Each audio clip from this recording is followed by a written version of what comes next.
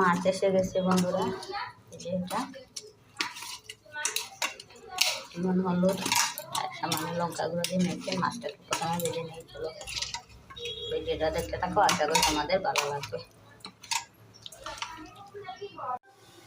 সবকটা মাছ আমার সাতলানো হয়ে গেছে বন্ধুরা।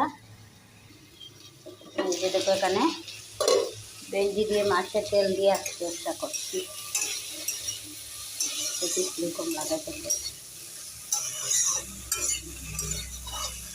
তেলগুলো এই যে দেখতে পাচ্ছি এরকম এরকম মাংসের মতন টুকরো টুকরো।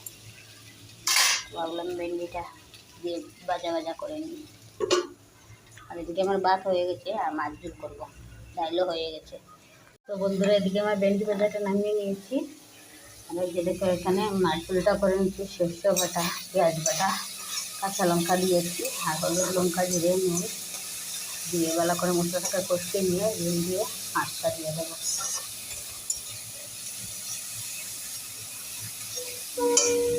যে দেখো আমার মশলাটা কষানো হয়ে গিয়েছিল, তো আমি মাছটা দিয়ে দিলাম।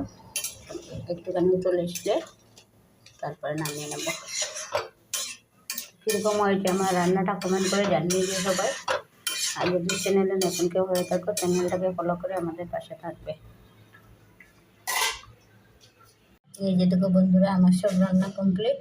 ডাল হচ্ছে, মাছের ঝোল, ভাজি, এখন কয়েকটা মাছ রয়ে গেছে। এই ছিল আজকের মেনু। ভিডিওটা ভালো লাগলে অবশ্যই লাইক শেয়ার কমেন্ট করো, সাবস্ক্রাইব করতে ভুলো না।